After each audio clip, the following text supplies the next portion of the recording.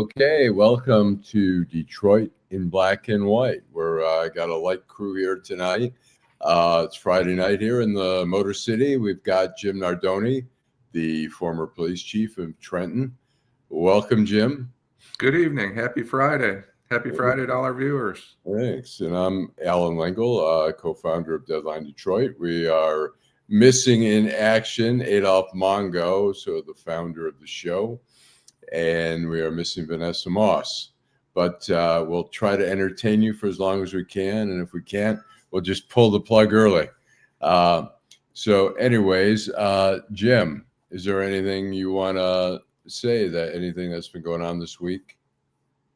Well, yeah, I think there's something we talked about a little bit on Wednesday. We didn't get a chance to get into it, but I had made some statements that I think you maybe disagreed with strongly about the press, and I was generally talking about people's perception, the perception, and the difference between perception and reality, and everybody's to blame. But I was just going to talk about contrast, and Charlie LaDuff had a podcast in the last couple of weeks, and a couple of his statements. So these are his statements. These aren't my statements. And I'm going to read some statements from a congresswoman from Massachusetts. He said, if I may, can I? Yeah, go for it. He said, I went out with ICE. The agents from the Detroit field office were methodical, precise, and professional. We picked up convicted drug dealers, convicted car thieves, and one gentleman who'd been deported previously 3 times. He said, ICE raids are more professional than a military invasion. And then we have a congresswoman. So the contrast is Ayanna Pressley from Massachusetts, who made it a point over the Thanksgiving holiday to say that, people are being abducted and deported. She said that the Trump administration has abducted thousands of people. Their families were spending Thanksgiving with open seats at the table. I'm thinking of our neighbors with an empty seat at the dinner table. Those lost, on and on. But she made a specific point about people being deported and how, she's outraged. So I guess the point I was trying to make Wednesday, I didn't get around to it, is where does the truth lie? Is it, I worked with ICE extensively, so I have a pretty good opinion of ICE. How long ago? Pre 2017, right? Yeah. So my point is only this. It's an organization, though, now, I think. My point is this. I may be a little biased because of my experience, but they were professional.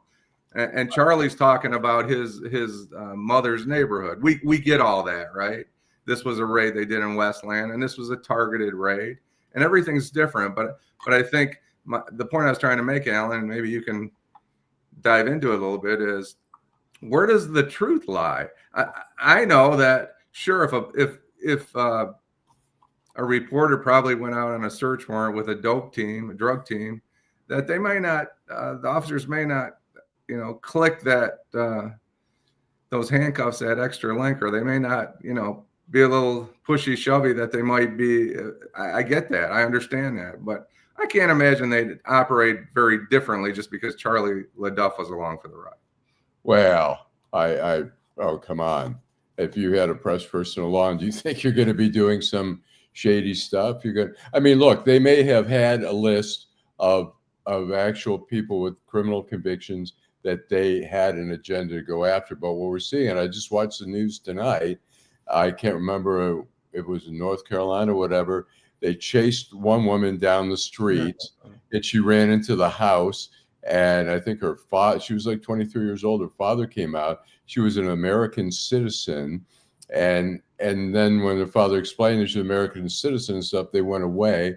They arrested another woman, handcuffed her. She was apparently driving. She was a U.S. citizen. She was driving. Maybe her boyfriend was there illegally or whatever. Yeah, he was the target, and they stopped the car. They stopped her, but what? And also the New York Times has done a breakdown, and it's like, I don't think any of us are going to object to criminals being deported, but I don't think that's accurate. I don't think you're accurate. I think that the press is trying to report the salacious, the No. exciting and salacious, regardless of, let's face it, it was on world news that driving. You think that's an exception? Do you think that's the only instance that they caught on? Absolutely not. But my the point thing is, I don't think yeah. it's the only. I don't think it's the only exception. I think they may be a little bit more cast in a wide net, and I'm not suggesting that I agree with it. What I'm saying to you is, when the police, I'll call them the police, the ICE police, stop a car that was registered to somebody that was a target of an investigation, and the girl got caught up in it, and she got handcuffed and released, it shouldn't be world news. I'll just say that. Well, I'll say this: there's probably no reason to handcuff her and put her under arrest. But I mean, I don't know all the facts of it. But sure, nor do I. I'm going to say this: the New York Times did. I mean, like I say, we can't object. Generally speaking, I'm sure some people can, but can't object if they're arresting people, criminal records who have really, but we're also talking about some people who had, some violation, like an assault 30 years ago. They've owned a business, they've got a family here, and they're ripping them out. Is that, I think the New York Times report was basically saying it's a very small percentage of the people that they are taking that have criminal records. And that was the whole thing. They were supposed to be taking criminal records. But what's happened is, if you're Hispanic, and, people in Southwest Detroit right here are scared shitless. Some people are walking around with their passports or green cards or whatever to show that they're here illegally. But they're just going after people and it's like the woman they chased. I don't think that's unusual that they're going after people who are Hispanic and asking, She was not Hispanic, I don't believe, was she? Anyway, I don't know. I'm not sure. Hello, Jill. Thanks. I'll just say one last thing. I'll say my niece has some friends, this couple, and they have a child. The husband is Mexican. He was a lawyer in Mexico. He was living here, U.S. citizen, but they moved back to Mexico because they didn't feel safe being here, and that's not what we want to create here. We want to create a safer environment, not a scary environment, except for all the white Anglo people who say, what are we worried about? Of course you're not worried about it, because they're going after the other people. Wait till they start coming after you. And then, I mean, the fact. But that's the position, Alan. My point is just this: what are the facts? Hello, Stephanie Jackson, Jill Sheridan. It was a different time. You're right. Thank you for your comment. Karen Winston. Hello, Karen. Edward Alt. Janet Overall. Good evening to you. Dorian Denard. Good evening, Dorian. But my point, my question was for our viewers and for you and for everybody was exactly what Charlie LaDuff said. I quoted him. That they were methodical, precise, and professional. They picked up drug dealers, convicted car thieves, and a man had been deported 3 times. And he said that they had targeted each of these individuals. So what you're suggesting is that these are go ahead. Let me tell you something. When I was at the Washington Post, I did a lot of ride-alongs and just to get story ideas and to make contacts with people. I would go to one of the precincts or whatever, and they would say, okay, yeah, you want to do a ride-along? You're from the Washington Post. Here, we're going to give you this person. Do you think they gave me like a rogue cop to ride along with? No, they gave me the best, the best behaved, the most professional people they could find for me. They didn't say like, oh, give him Joe. He's a madman. I didn't say there weren't dishonest cops. I'm just saying, I didn't say that. When Charlie is going out and he's arranged to go out, they pick the most professional agents. They don't pick a guy who they've already heard stories about. They pick probably veterans who have an agenda, and they say, here, this is your job. This is your assignment for today, guys. We have a list of people with felonies, convictions. We want you to go after them. and they're going to be, they're going to be professional. You think they're going to they're going to act unprofessionally? I'm not saying, Well, look, you're missing my point. My point is, I understood your point, but who is right? Is Ayanna Pressley right, or is Charlie LaDuff right, or are neither one of them right? They're both right. I mean, look, there's a lot of professional ICE agents, and there's some non-professional ones, and there's ones who are profiling and doing illegal, stops. And I don't think it's probable cause that you're Hispanic, and maybe you know the law as an officer. I don't know that you can have probable cause just because you're Hispanic. That wouldn't be considered probable cause. That wouldn't even be considered reasonable suspicion. That would be nothing. Right. Well, but is it really happening, or is the press reporting something that is not happening? It's happening. No. It's happening. I don't know. I'm not multiple incidents. It doesn't matter. Do you have a problem with the lady that got stopped that was driving the target's car and put in handcuffs? I mean, I guess that's a good question for all our viewers. Do you have a problem if Allan Lengel was a suspect in a homicide, and his girlfriend was driving the car, and they stopped the car and they put your girlfriend in handcuffs when they were looking for you? I mean, that's a great question. I don't know what our viewers think. She's driving a target of ICE's vehicle. So we have to look at all the facts and not just tell me, as an officer, a former police chief, what's it? Go ahead. Give me. I don't know. I wasn't there on this particular incident. What I'm suggesting to you is maybe I don't think it was World Newsly. I don't think it should have been on a World News because somebody that was driving a wanted suspect's car got put in handcuffs. I just don't think that's big news. That happens every day. Cops will run a hit. We had this homicide where the guy ended up getting killed last. And I live on the border of Trenton, and they said the car was pinged. Well, it wasn't pinged. There's a license plate reader at the end of my street. Right? But there's a difference also when we're talking about immigration officers. It's wild out there now. I mean, they're invading, businesses and all that kind of stuff, and they've been rounding up people who are legal, who have green cards or work credentials to be able to work here. So thank you. Shared story. Shared story agrees with you. So I just think that they are building it up. They're building the propaganda up. And so we don't really, whether you can call it Charlie LaDuff or Ayanna Pressley or whoever it is, we're not getting good information. And some of it's probably the administration. There's no question about that. The way they run their propaganda machine, as we've seen with Kristi Noem. Well, let me ask you, running a propaganda machine too. Do you say, okay, one black motorist gets shot or beaten, and you say, well, how many black motorists are stopped every day and we don't hear about that? Why should just one black motorist? Why should we? This isn't the same, Allan. They're going after. I'm sorry, they're going after people who are American citizens or are here legally. They're going after people who are going through the procedures. Sometimes they're trying to get asylum. They're showing up at court. ICE is showing up and arresting them. That was 9 months ago, Allan, when that happened, and that the judge, and that was, you got to be a little objective. I'm not suggesting that it was right, but what you're dismissing. I'm not dismissing anything, but you're talking about an incident that happened 9 months ago. It's happening. It's not the only. It probably isn't. I agree.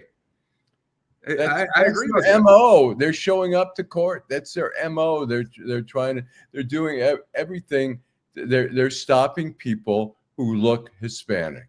I'm sorry. And I recently heard a story about a court in Southgate where a friend of mine's brother, retired deputy police chief, works, and they had taken some people in for shoplifting who were from somewhere in South America, and they played stupid and they didn't know anything until they got a Spanish-speaking officer in there, and then they changed their mind and started telling the truth. So these things happen too. I'm not.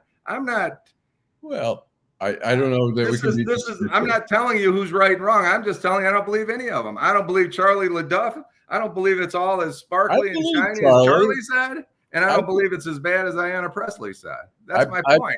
We don't know what's really going on. Jim, you can't. Well, you're looking for one one narrative, one direct I'm just narrative. giving you two examples and saying, where does the truth lie? Well, I believe Charlie, because Charlie went out, and like I said, I know as a fact, when I would do ride-alongs, they would put me with the most professional officers. They didn't put me with officers who had citizen complaints and all that. I always went with the officers who were, the best of the cream of the crop, and they probably put them, they know the professional ICE agents are, that from being on police forces, that some officers are more professional than others. Well, there's no question about that. I was involved in a federal and a state task force, and I'm going to tell you, there was a few people that I didn't enjoy working with, and I would suggest to you they probably did things to get into houses or into cars or whatever that was, whether it was illegal, immoral, whatever you want to call it. Right? They're out there. I never said they weren't out there. My only point is, we aren't getting the facts. We're getting one lady in handcuffs in a field because she was driving a bad guy's car. And we're getting Charlie LaDuff acting like it's, the 4th of July at Belle Isle and they're going out and having a great time. And, so my point is, who's telling the truth? Is it all your way or is it all the other way? But Jim, you're saying we're not, what's the truth is like, there are a lot of truths and perhaps not truths, but because here's one report and here's another. You're looking for one conclusive thing to get the whole story. But look, I believe Charlie when he writes that. I believe the woman who was running down the street from the agents and her father comes out and says, "What's going on?" Thought she was trying to be kidnapped, and then they leave. Well, that's all bullshit too. They're getting kidnapped by off. That's the propaganda. Wait a minute, Jim. That's the propaganda. It says ICE police on her uniform. She's running down the street. She runs into the house. The father comes out, sees these people, whatever. I don't know if they were wearing masks or not. I'd be concerned as a father. My daughter's running down the street from some men for what? She's done nothing wrong. She's an American citizen. So they had no idea. They were just victims of it all. That's your position. They're all victims. Okay. Some are, and some aren't. Some are people, but you're also saying a lot. I'm interested in what our viewers think. I think Donald Trump got elected. Jim, let me finish. Look, there's different stories, and just because one may contradict the other in terms of what the narrative is, it doesn't mean that one is false and one is not. If Charlie's writing that, I believe Charlie. And it doesn't mean that what CNN or Fox News is reporting is accurate either, is what I'm getting at. Well, we don't. Well, you're. If you can prove that it's not, we have to go under the premise that it is. We have some evidence. Contrary. My only point is. Thank you. Depends on what the agency wants to put. I agree, Edward Alt, and I think Kristi Noem is a dangerous human being when it comes to some of the things she did with the guy that was deported to El Salvador. I think they made up some stories that weren't actually accurate, right? I think the Department of whatever she is, Department of Justice, Interior, whatever her role is, Secretary of she's a Secretary of. You're talking about Kristi Noem? Yes, I can't remember what. Department of Homeland Security. She's the Department of Homeland Security. I think she made up some stories, and I didn't agree with them. But my point is, like I said earlier, one young lady who's driving a bad guy's car that gets put in handcuffs should not be on World News Tonight. Not one lady who wasn't. That's. I think, Jim, the point they were trying to show is the drama that's the propaganda they call it. No, and you're calling it propaganda. I'm calling it a slice of life here that they're trying to show ICE agents out in the field and what is going on. I mean, is it propaganda? It's ugly out there. I'm going to tell you, it's sloppy. A lot of bad things are going on. That's what happens when police go after bad guys. It happens every day. Whether it's right, wrong, or indifferent, it happens every day. All over this country. Let me ask you, a wife who's driving the car, she's driving, let's say, a nice car, and she is pulled over. Her husband is wanted for something. They'll say, "Where's your husband?" She goes, "I don't know." And, you're driving his car. You got to know. Well, should they cuff that person? I don't know. We don't know what happened before she was handcuffed. We I think don't she know. didn't. I They think she didn't. identified her. She made a scene, and the liberal propagandists put it on CNN and everywhere around the world. So we don't know what she really did, other than she was driving a bad guy's car.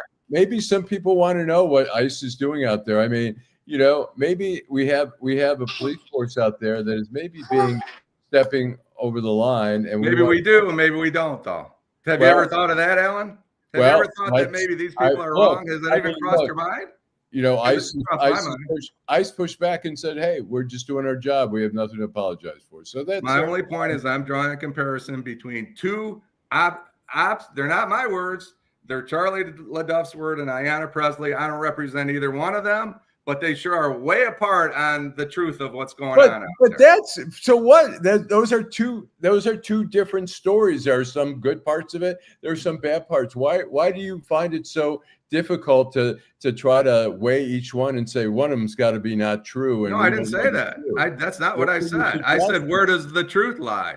And the truth lies somewhere in the middle. It doesn't lie in your propaganda liberal. It doesn't lie on Fox News's conservative bullshit. It's somewhere in the middle. And because people don't tell us the truth, we'll never know what ICE is really doing, because CNN ain't reporting it and Fox News ain't. That's my point. Charlie LaDuff's reporting it. Ayanna Presley's reporting it, but she's not on scene. Charlie was. That's my only point. I don't know who's right. I just continue to tell you that we will never know exactly what ICE is doing because the press doesn't want us to. Yet your very selective view. No, not at all. You're not. I'm guessing you are not that informed about everything. You are not consuming all kinds of stories. Absolutely not. You're absolutely correct. And so you're drawing. Because I don't want my brain poisoned like you.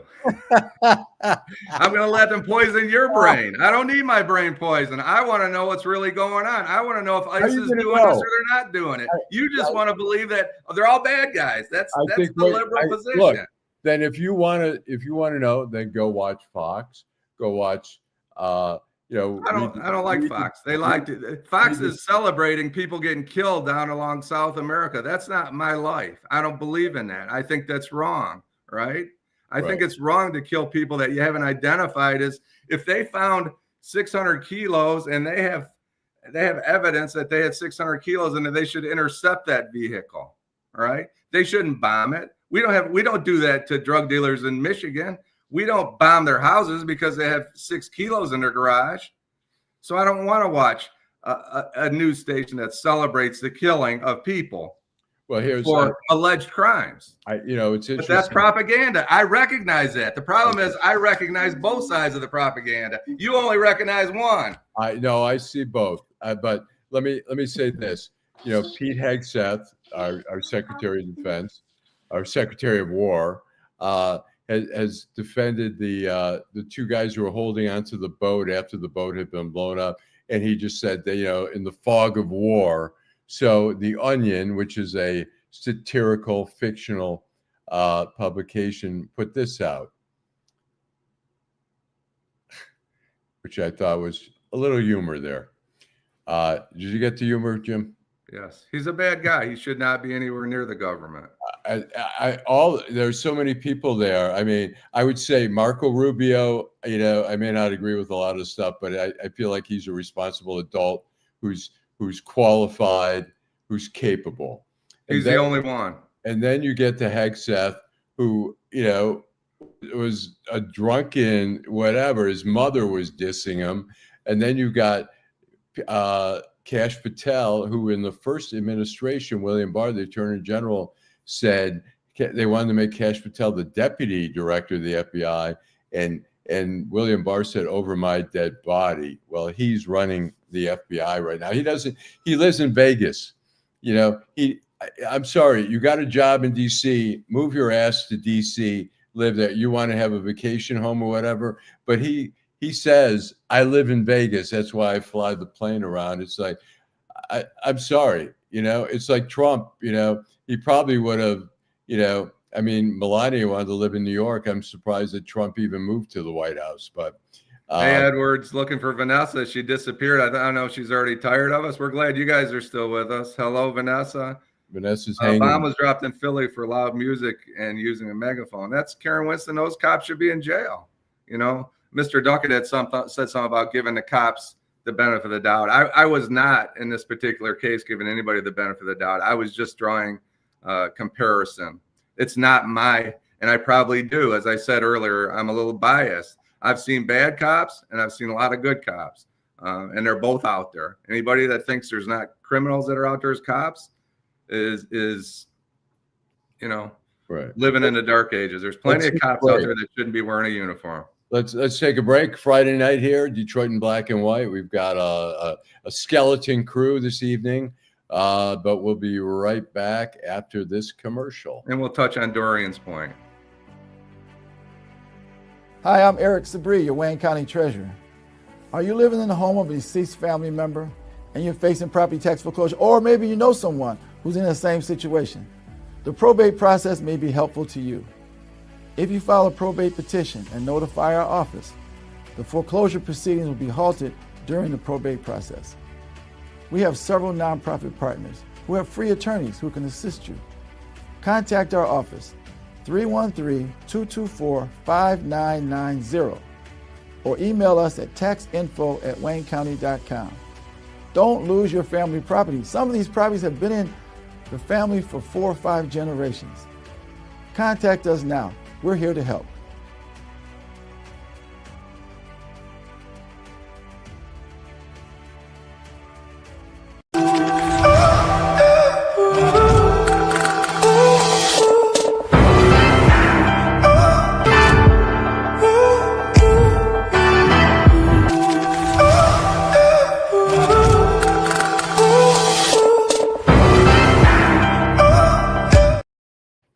Welcome back to Detroit in black and white. Like I said, we've got a light crew tonight. Adolph Mongo is not here, and Vanessa Moss. And hopefully they'll be joining us tomorrow. I'm not sure if we're going to be doing it virtually or from the Guardian building. But anyways, we're here with Jim Nardone, the former police chief of Trenton. And as you might tell, Jim and I have some differences of opinion, which I guess makes for a lively show. Jim, go ahead. I just good comments. We appreciate your input, Mr. Duckett. The drug ship was blown up using Obama's double tap strike, Stephanie Jackson. Stephanie says that I think drug trafficking as defense of the country is a war crime. I guess the question, I think you're suggesting, maybe help me out, Stephanie, that it's okay. And I have a problem with. I just have a problem with that. If you can identify a ship in the Gulf of Mexico, you need to intercept that ship. There's other methods than just dropping bombs on these people. That's my only thing. We have due process in this country, as everyone's fighting about. So, you know, I guess, as I say, if we had a fishing boat off of San Diego and they wandered down the coast and Mexico blew it up, I think there would be some problems. We don't know what they really had, as Dorian said. Right. I mean, Mary said, do you feel the same way about genocide Trump and genocide Biden, Kamala? I don't have any excuses for any of it. We talk about war and how some of the things happen, but you know, whether it's Vietnam or Afghan, wherever, you know, when you're playing with weapons like that, innocent people get killed, as we've seen all across the world, and it's not stopping. And there's no excuse for it, whatever it is. I'd rather they intercept the boat. You don't know who's on that boat. Maybe they do know. Maybe they have. I can't understand why they're not sending out facts to say we recovered 1,200 kilos of heroin or cocaine or something on that boat. I still don't think it's a good enough reason to kill people. Right. But I agree. Where's the evidence? You know, you're going to say it's blown up. We had the DEA work with the Colombian government back in the 80s and 90s. We're bombing labs. We're basically at war with the cartels, you know, but we're not working with any government. And we've got all these big ships, these destroyers out there. We certainly have the capability of seizing those boats, arresting those people. I mean, the message gets through one way or another. I mean, if you're trying to send a message like stop trying to, export drugs to our country, the biggest fear that Colombian cartel people had was being extradited to the U.S. and being put in U.S. prisons. Well, they can be pardoned. Well, yeah, now they could be. But yeah, we had the Honduran president who was pardoned. He got 45 years. He was supposed to get out in 2060. He was just convicted last year in a federal court in Brooklyn. Got 45 years, and now he's served maybe a year and a half, and he's out. He was taking drugs from El Chapo. And let me tell you, having covered federal government for decades and covered major cases, the case that the government put together to prosecute and not only extradite and prosecute a foreign leader is massive. And for, I'm told millions and millions of dollars putting that case together and getting a conviction and trying to, if you're trying to send a message, but the message is, if you got money or whatever it is, you can get a pardon with this administration. Well, a great example of a federal investigation, and I was involved in a few, is it took 5 years to get to bring the suspect forward in Virginia that set the bombs out on January of 2021. Okay, Stephanie, thank you. I understand. I don't agree with the killing. Has the general that stepped down in the Caribbean spoken to Congress? I'm sure he has a story to tell. And our dimes finance the madness. Karen Winston, do you have a problem with Oliver North and Reagan government responsible for the crack trade imposed on black people to marry? I've got a lot of problems with Oliver North and Ronald Reagan. I think that's a long weekend show. That's a 4-hour. But thank you for the comment, Mary. There's a great show on Hulu called, I think, Snow or something, that and I don't know how much is true and how much is not, but it's based basically on the CIA funding the Contras in Nicaragua through cocaine sales and the CIA being involved and all that. So it's an interesting story, and there probably was some. I mean, part of the whole story, for people who don't know, is that the Reagan administration had problems funding arms for the Contras down in Nicaragua, so they had to find alternative ways. And supposedly they, not supposedly, they sold arms to Iran that they were prohibited from doing. They sold arms, but also they were saying that they were involved in the cocaine trafficking to raise big money to buy arms, to smuggle arms through to Nicaragua. So. And a very important message that I think we need to cover here is Edward Alt 5085 says, as a military member myself, there's no justification for killing survivors. That was a job for Interpol. Thank you, homie. I agree. We don't agree with the killing. If there's thousands. Go ahead, Alan. Somebody had said the show is Snowfall, and yeah, I mean, if you have Hulu, it's a phenomenal show. It certainly raises some issues. There was a point here. Marco needs to go too. Jill Sheridan. Jill, I'm not suggesting Marco's a great guy.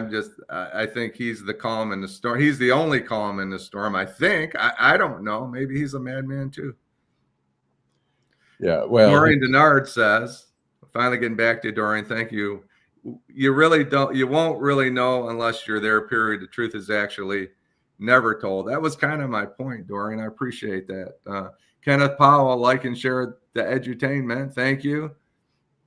At our police relations meeting, Janet Overall, we've had police officers attending department uniforms, SRT, EMS, and police officers help the residents.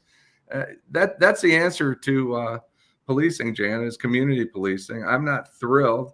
Maybe I'm old school. I'm not thrilled with the police officers with their new, those heavy vests. They look like they just crawled out of a Sherman tank somewhere. I don't think that's the way police officers, communicate with the public. with those heavy, military style vests. I just think that we're getting away from that a little too much, Janet. I appreciate your comment. I hope I find someone to give me the benefit of the doubt, like Jim gives every law enforcement. We talked about a little bit earlier. I don't. I just need to look at the facts, Mr. Duckett. I'm not even talking about my position, but I can only tell you about my experience. I can't tell you about your experience. So I worked in a federal task force. I also, we were very attached to ICE. We had our police department, our little police department, for 15 years had an officer assigned to Homeland Security Investigations, which is really ICE. It's the investigative branch. So I've had a lot of experience working with them, both on the road and as an administrator. So, and I can only say that my experience was favorable. I'm not suggesting that they're all great, but the people that I dealt with, they follow the Constitution, and that's all. That's where you start. Ira Todd, hey Ira, good happy Friday to you. Hope you're feeling okay. Yeah. Thank you, Jill, for the Homeland Security Director of Homeland Security. Kidnappers don't have lights and in uniform. Let me read something from ProPublica, which is a great nonprofit organization with some of the best, like the Guardian. Well, it's got some of the best reporters in the country. Anyways, they have a report here, and this is they say that let's see, we could. Okay, I'm sorry here. Whoops. It says when the Supreme Court recently allowed immigration agents in the Los Angeles area take race into consideration during sweeps, Justice Brett Kavanaugh said that citizens shouldn't be concerned and then it says, but that is far from reality. Many citizens have experienced. Americans have been dragged, tackled, beaten, tased, and shot by immigration officers. They've had their necks kneeled on. They've had outside in the rain in their underwear. At least 3 citizens were pregnant when agents detained them. One of those women had already had the door of her home blown off while Department of Homeland Security Secretary Kristi Noem watched. About 24 Americans have said they were held for more than a day without being able to phone lawyers or loved ones. Videos of U.S. citizens being mistreated by immigration agents have filled social media feeds, but there is little clarity on the overall picture, which is what you bring up. The government does not track how often immigration agents hold Americans. So ProPublica created an account. We compiled and reviewed every case we could find of agents holding citizens against their will, whether during immigration raids or protests. While the tally is almost certainly incomplete, we found more than 170 such incidents during the first 9 months of the President Donald Trump's second administration. Among the citizens detained are nearly 20 children, including 2 with cancer. That includes 4 who were held for weeks with their undocumented mother and without access to the family attorney until a congresswoman intervened. So again, it's not a complete picture, but it's certainly a picture that raises concerns. So that's, I'm not making excuses for any of them, but you're talking about 8 to 10 people a month out of the thousands and thousands. Again, I'm not making excuses. One's too many, but 170 in 9 months. Is that what you're? They said 107. That's just what they've been at. Yeah. Sure. And there's probably a lot more than that. And then that's not, they should be following the Constitution. And if they don't follow the Constitution, they should be held accountable. I think, like I say, one of the issues is they are stopping people who are Hispanic or who look Hispanic.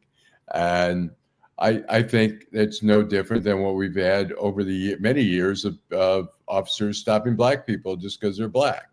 So you're talking about a specific, if you're stopping everybody who looks Hispanic in Los Angeles, you're gonna be pretty busy.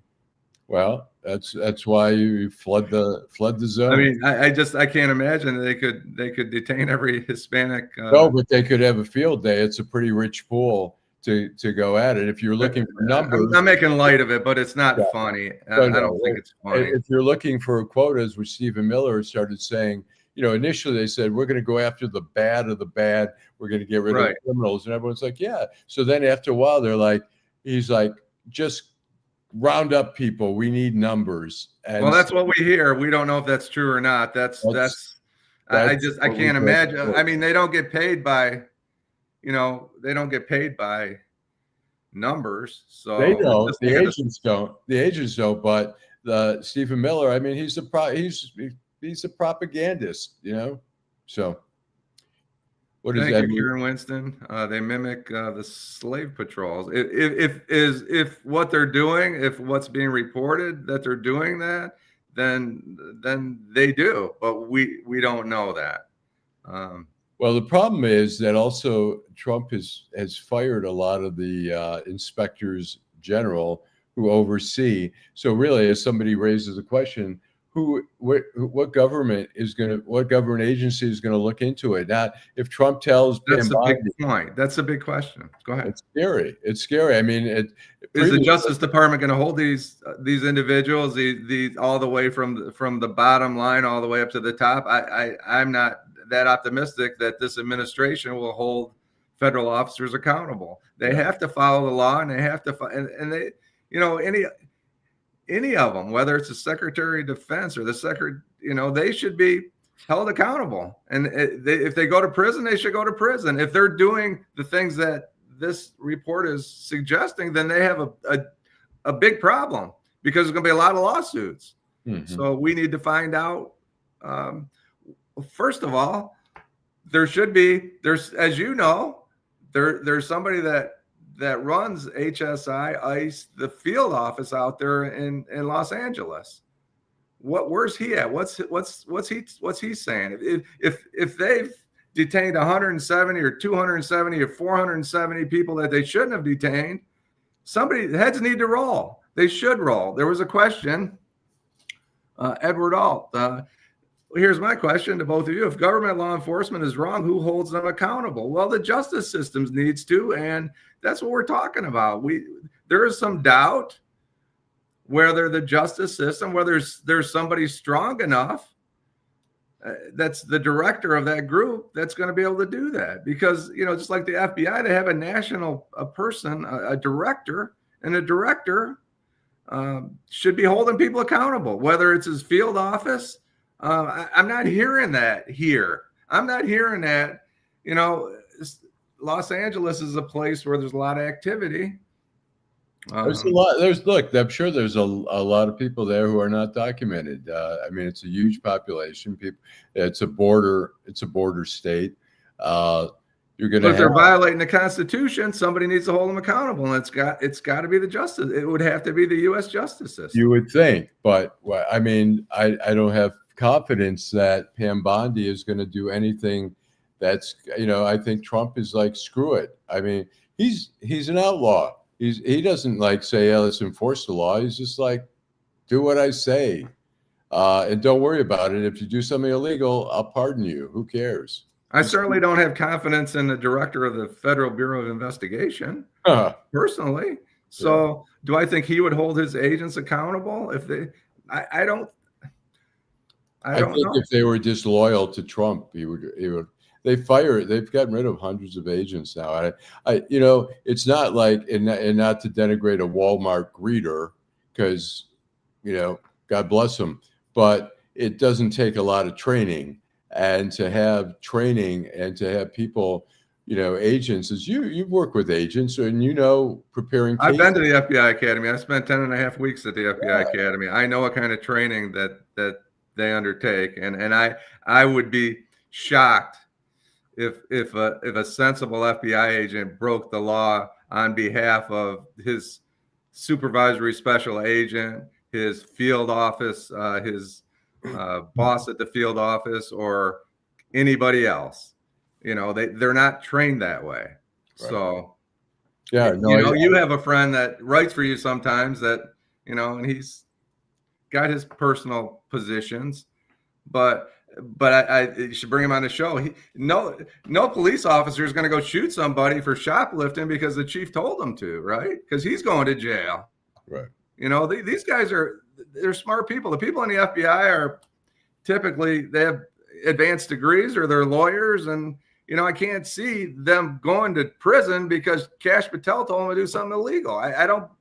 I'm sure there's a couple of them Yeah. that might, but the majority of them are not going to do that. Yeah. I mean, Greg Stayskill, who does write for sometimes, he was with the FBI for 31 years. He was the resident agent in charge of the Ann Arbor office for quite a long time.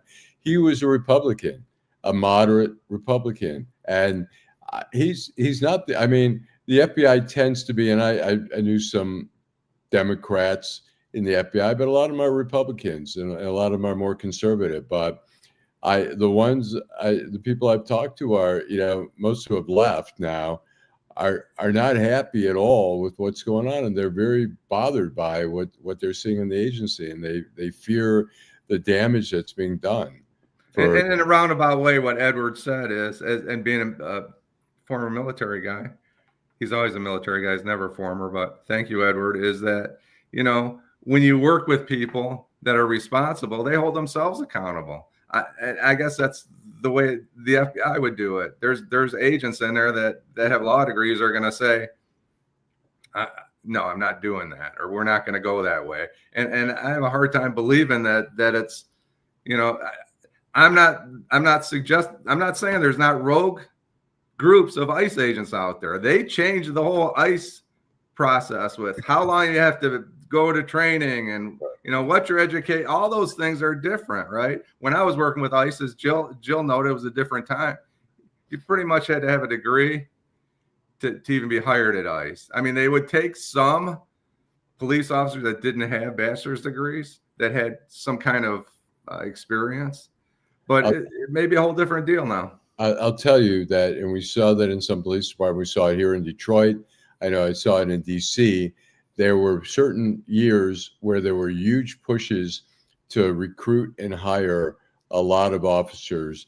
And those classes, they would call them in DC, it was like the class of 93 or whatever. There were a lot of crooked cops in there. There were a lot of bad cops because the screening process was lowered and the standards were lower because they needed to fill those jobs. And I fear that when you do mass hiring of an agency like ICE, where you've got to just load up those positions, you're going to get some people who probably shouldn't be in those positions. And Tamari's talking about the Fred Hampton homicide. That was in Chicago, I believe, and that started with some crooked Chicago cops that were in bed with some federal officers, if I remember right. I'm trying to remember a little bit, Tamari. I read about it, but it was tragic what happened there, and I believe Chicago. I think Chicago are the officers that killed Fred Hampton. Well, look, those are crooked cops that deserve to spend the rest of their life in prison. We see some. I mean, look, I've known a lot of FBI agents who are nothing but totally upstanding, but we saw like in Boston with Whitey Bulger, who was a mobster there. He had alliances with some FBI people, particularly one guy who ended up going to prison for murder, for assisting Whitey Bulger in a murder. So it happens. I mean, in every profession, you're going to have somebody who's not on the up and up. It's just inevitable. You hope that, as you say, other agents don't turn their heads. And in police departments, I think in big police departments, in big police departments, look, some of the narcotics gangs over the years, some of them were a little shady. Some of them I knew. Well, there's no doubt about that. I spent years in the narcotics group, and some of those people were, Some were loading their socks. They were loading their socks up with money during raids. Well, I never saw anything like that, but I was told by some people, or they were lying about search warrants and falsifying search warrants. Correct. I saw that. Yeah. True sensationify says training means nothing under this administration. And what's tragic about that is if that's correct, and it seems like it may be, these are 50-year problems, right? This HSI and Homeland Security doesn't get a free pass in 5 years from now when there's a new president, everybody starts trusting them. These are like the Fred Hampton homicide, like Kent State with the National Guard. These things linger for 30, 40, 50 years if they are behaving that way. Mm-hmm. Well, let's take a quick commercial and then we'll be right back. Nearly 30,000 vacant lots all over the city of Detroit are for sale right now. That's right, nearly 30,000 vacant lots are available now, starting at just $100.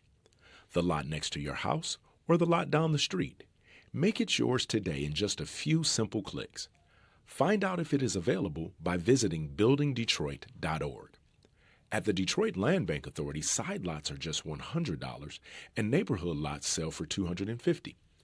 You can apply and pay online today by visiting buildingdetroit.org. And if you don't see the lot you're looking for, call our offices. Our phone number is 313-974-6869. Again, that is 313-974-6869. Okay, welcome back to Detroit in Black and White. Friday night in Detroit. We're coming off a great, let's talk something a little lighter, the Detroit Lions for a few minutes. Jim, did you watch the I game? did. I watched every second, and we'll see where they go from here. Yeah. I'm sorry, but I have to get back to a couple of our viewers if you don't mind. Yeah. I don't want to ignore them. Mr. Duckadoo said we disagree if they're rogue. If they're running around with masks, my understanding is the masks have been peeled off, and there's no reason for a federal officer, unless he's involved in a dangerous undercover operation, to be wearing masks. And I think that's something that, when it came out, there's just no reason for it. They're not doing anything where they shouldn't be able to show their faces. And if they're not proud to be wearing that uniform, if they're not proud to be carrying out the law, if they're not doing it following the Constitution, they need to unmask, all of them. Right, I agree. Stephanie Jackson said black families are separated daily for the adults who violate the law. If blacks engage the same hostile behavior with law enforcement, the tone of the Democrats would be different. That's an interesting take. And Tamara, Israel is training American cops to abuse American citizens. I don't know about that, but go ahead. I think there are some police. I mean, I know the FBI has gone over there to learn about terrorism. But I don't know. Jim, you would know. I did have received some training, but under a former Israeli officer, but it was not that kind of training. So it was more interview and written statements. But he's a gentleman that travel all over the country to give that kind of training. I would say most of the law enforcement agencies who have gone to Israel for training, it's been training in counterterrorism, military kind of training. Yeah, not for street stops or whatever. I mean, I'm not aware. So the Israeli police aren't better than the American police when it comes to just regular patrolling the streets and stuff like that. I mean, I think American police, are probably a fairly high standard for the rest of the world. But as far as counterterrorism, look, New York City, it's interesting. New York has, and I know some people have worked in there, they have a counterterrorism in the police department. They've hired ex-CIA people, former FBI people. They are as good as the FBI. And in fact, they have people in Europe who gather intelligence there. So the New York, and I'm sure some of the training has happened in Israel and some other countries that fight, terrorism and stuff. But as far as everyday police work, I don't think the Israelis have anything over on the American police. There may be some specialized training, and there may be examples of that. So I'm not going to say it's not happening, but I'm not familiar with it. Ira's back. We're glad to see you, Ira. You look good. I hope you're feeling good. IT. All right, let's just recount everything for Ira. Just kidding, IT. Okay, so here's Tamara. What is that? How do we say that? Tamari. They're arresting Mexican gangs that are organized and could target ICE agents for doing their jobs. They need to wear masks. Okay, I see that, Tamari, but I can tell you this. With the society that we live in, people can find out who everybody is. The names are on the documents, and they could track ICE agents down. I get the point, but I think they're wearing masks to protect them against other things. I think they're wearing a mask because of the politics, personally, and I just think it's a bad look. You know, there are people that target federal agents or people that target cops. You know, it's part of what you take when you take that responsibility, when you raise your hand and take an oath to the Constitution, the United States Constitution, to behave within the Constitution. Well, I'd say that ICE agents are not working undercover. I mean, certainly I'd be concerned as an ICE agent if I was doing raids and people were taking pictures of me and putting it on social media. I wouldn't love that. But look, when you're a police officer, you're subjected to the same thing. You make arrests, you go to a party or whatever, you're arresting people. There's a possibility your photo's going to end up, you know, I mean, but the downside is that what was happening is that there were some people, and probably a small amount, impersonating ICE agents and committing crimes in the same way we've seen people impersonate DEA agents and cops, do traffic stops and rob people and do whatever. So, True Sensation is doing her best, Adolph, and she says, "F the Lions." Thank you, True Fuck the Sensation. So Okay, thank you, Tamara. Yeah, that's there will. I guess it is a different time. You're not wrong. That their family, they could be in danger, and their families could be in danger. But it's possible. Yeah, I mean, it's she's not wrong. Yeah, I mean, it's certainly a concern. I mean, social media, you didn't have That's true. When you were starting out in the police department, you didn't have social media, you didn't have videos. I mean, now we see streaming of videos that go viral. It's some of it's good and some of it's bad. I mean, look, the in Minnesota, in Minneapolis with the death there. I mean, if it hadn't been on video, I think a lot of these cases, had they not been on video, nothing would have ever happened. No police officers would have been prosecuted for stepping over the. But now we have video everywhere, and now supposedly most officers are supposed to be wearing video. So I would be interested in Ira's position on the bombing off the coast of South America. Ira has, he's from experience. He knows all about due process, and some of the people that are contributing tonight may not have some other positions on due process. But I'd sure like to know what Ira thinks about the United States government, killing people off the coast. We all know the dangers. Let's face it, right? Anybody that doesn't understand why we have a drug problem, it's demand, right? It's demand that started however long ago. If we didn't have demand in the 1920s, they wouldn't be driving liquor, on the ice across from Windsor to Detroit, right? Right, sure. Or under the river, whatever they were doing, right? The tunnels. So the reason we have a drug problem is in the United States, sure, people get hooked, but it's still created by demand, and people have due process in this country. And, Ira can tell you, how many investigations he's been on where they got 30 or 40 or 50 or 100 kilos. They didn't bomb the house because they knew there was 100 kilos in there. They didn't just blow up the house on, 14th Street or whatever. They arrested the people, and they were entitled to due process. And that's the problem I have with us killing people. As I said, if it happened, if some boaters were leaving out of, wherever, Alabama, and they ended up down in Mexican waters, and the Mexican authorities thought they were, transporting something, and they blew up their boat, I think the United States government would have a problem with that. Well, when you bring up the point, I mean, in Mexico has said this before, where we blame all the exporting countries are bringing dope to the U.S., but what are we doing to drop the demand, to do more treatment, to get people off addiction? The demand is here.